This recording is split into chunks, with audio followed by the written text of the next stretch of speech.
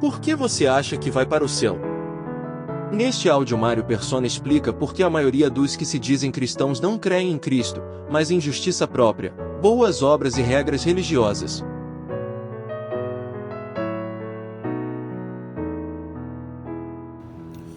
O versículo 4 de Gálatas 5 costuma trazer alguma dificuldade para alguns que acham que ele está falando da perda da salvação. Mas na realidade não é isso.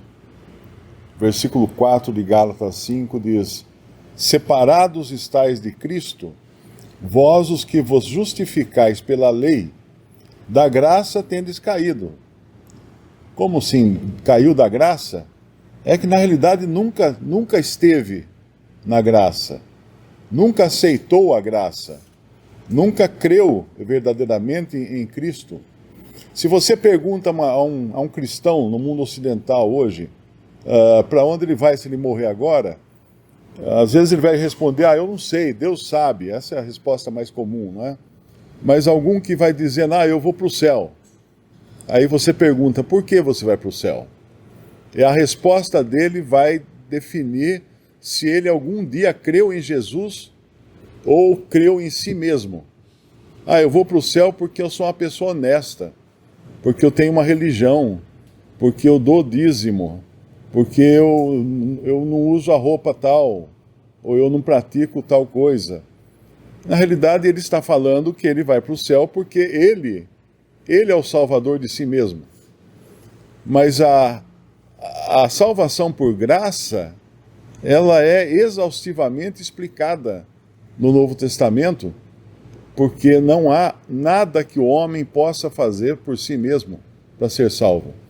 Ele só pode crer em Cristo. E uma vez que ele crê em Cristo, a sua fé lhe é imputada por justiça. O que quer dizer isso? A sua fé é colocada na sua conta como justiça.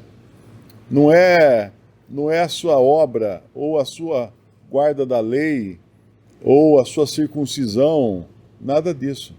Nós vemos é muito comum nas religiões legalistas escolherem algumas obras, geralmente as mais fáceis, né, para poder se justificar. Aqui na nossa igreja nós guardamos o sábado. Guarda o sábado? E que horas começa o seu sábado? Porque até isso é importante entender, porque para o judeu o início e o fim do sábado era diferente do que nós temos hoje na sociedade ocidental. Na nossa religião não pode beber vinho, não pode beber álcool. E se você estivesse no casamento de Caná, na Galileia, seria proibir o Senhor de transformar água em vinho? Porque iria contra a sua religião. Então você começa a perceber que existem regras que os homens criaram para se justificarem a si mesmos. Então ele tem lá uma folha de regras, ele vai assinalando, eu não faço isso, eu não faço aquilo, eu sigo isso, eu não sigo aquilo, tal, e ele pode se dar por satisfeito no final. Satisfação própria. Eu sou um cara justo. Quantos são assim, não é? Eu estou justificado por mim mesmo. Mas não. A justificação é pela fé. E a salvação é por graça somente. Se tiver que dar alguma coisa em troca da salvação, já não é mais graça. Já deixou de ser graça. E a fé, se for alguma coisa visível, já deixou de ser fé. Porque lá em Hebreus fala que fé é a certeza de coisas que se esperam, de fatos que se não veem. Nós cremos que existiu Jesus? Sim, por quê? Porque a Bíblia diz.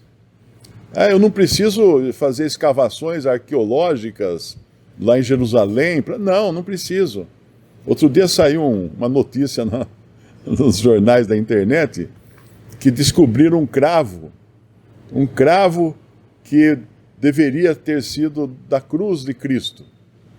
Que alguém achou um prego enferrujado lá e chegou a essa conclusão.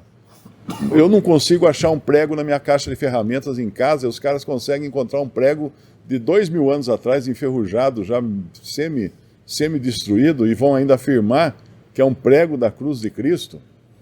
Isso é o que os homens começam a fazer quando buscam coisas físicas, tangíveis, para justificar a sua fé.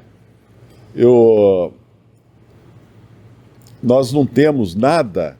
A fé, ela é totalmente livre de provas. De provas. Eu não preciso provar que Deus existe, por exemplo. Eu creio. Sem fé é impossível agradar a Deus, fala lá em Hebreus. Sem fé é impossível agradar a Deus. Então, no momento em que eu acrescento não apenas boas obras, mas também atos religiosos, como circuncisão, é o caso, é o que cita aqui, né? Mas qualquer outra coisa, qualquer cerimonialismo, qualquer coisa, eu estou negando a fé. Eu estou me apoiando em coisas visíveis e tangíveis. É por isso que a religião da cristandade, ela é cheia de símbolos e de coisas, porque precisam de alguma coisa para a pessoa crer. Precisa ter uma catedral, precisa ter uma cruz, precisa ter algum tipo de utensílio, precisa ter alguma regra da cor da roupa do padre. Tudo isso para ser visível, quando na realidade o que nós temos na Bíblia é uma fé numa pessoa, não no sistema religioso, não em roupas, não em mudanças de roupas ou de cerimoniais ou qualquer coisa assim, mas numa pessoa, uma pessoa viva que hoje está no céu, uma pessoa que veio ao mundo, morreu, ressuscitou e hoje está no céu, à destra da majestade nas alturas. Eu nunca vi a Cristo, mas eu tenho a minha vida pautada por Ele, porque eu creio nele como meu Senhor e Salvador.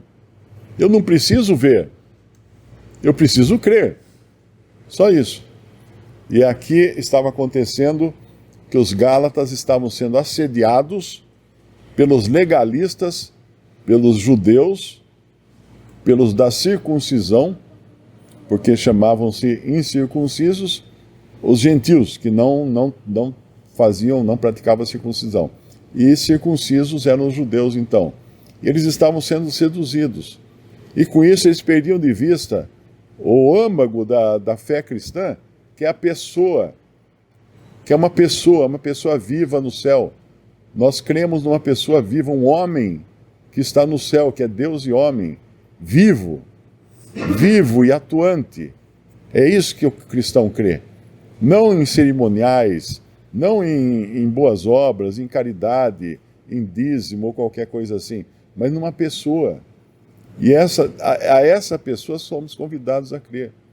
Quando o Senhor Jesus curou o cego de nascença, em João 8, no começo, ele via homens parecendo árvores.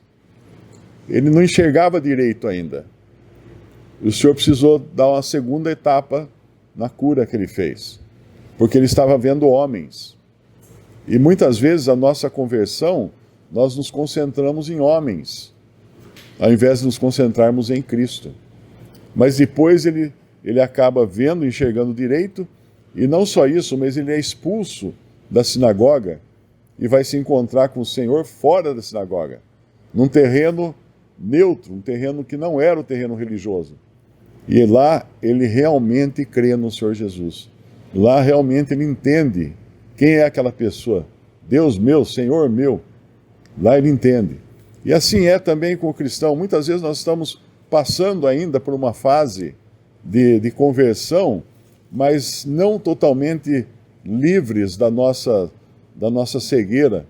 Ainda estamos dando atenção a homens, mas precisamos um encontro pessoal com Cristo para deixar de lado todos os homens, como aconteceu com os discípulos ali no Monte da Transfiguração, que a princípio eles viram o Senhor, Moisés e Elias, e não entenderam ainda. Eles falaram, vamos fazer uma tenda. Pedro fala, vamos fazer uma tenda para o Senhor, para Moisés e para Elias, colocando os três no mesmo nível. Três grandes profetas, né, como normalmente a religião costuma considerar homens como grandes profetas. O Senhor manda parar aquilo. Como ele faz? Desapareceu da frente deles Moisés e Elias. Ficou só quem? O Senhor. Ficou só Jesus. Quando fica só Jesus, é a hora boa. Aquela mulher que era acusada de adultério, estava lá com os judeus, os religiosos, promovendo um apedrejamento, né? Até o Senhor falar: aquele que tiver sem pecado, atire a primeira pedra. O que aconteceu? Não ficou um, saíram rapidinho todos dali. Ficou só quem? Só a mulher. E o que ela ouviu do Senhor Jesus? Nem eu te condeno, nem eu te condeno.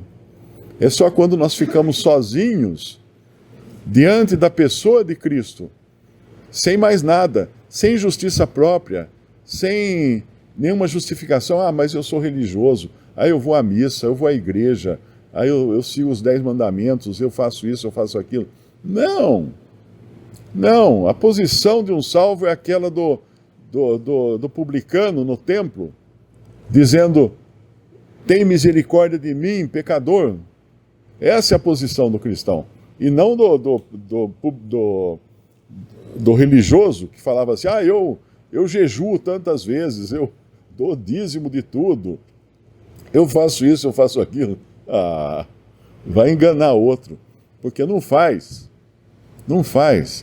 Ainda que uma religião coloque leis e regras, sempre vão arrumar um jeitinho de transgredir essas leis e essas regras. Então, vamos pôr lá que não pode comer carne num determinado dia. Eu vou comer carne de soja, então. Pronto, já transgredi a ideia, né, de comer carne. Tem um irmão, ele conta uma história engraçada. Ele disse que ele está aqui inclusive, ele disse que ele foi pagar um serviço que um adventista tinha feito no sítio dele, e ele foi lá pagar o homem, e chegou lá com o dinheiro. Eu vim pagar aquele serviço, né? E o adventista guarda o sábado, e era um sábado. Aí o adventista falou assim: me desculpa, mas eu não posso, a minha religião não permite eu receber dinheiro de sábado. Então faz assim. Aí o adventista abriu o bolsinho da camisa e falou: faz assim, enfia aqui, ó. Quer dizer, não pôs a mão no dinheiro, enfia aqui no bolsinho da camisa. Isso é religioso. O religioso faz isso. Ele vai sempre arrumar um jeito de driblar até mesmo as regras e as leis que a sua religião impõe. Visite Respondi.com.br. Visite também 3minutos.net.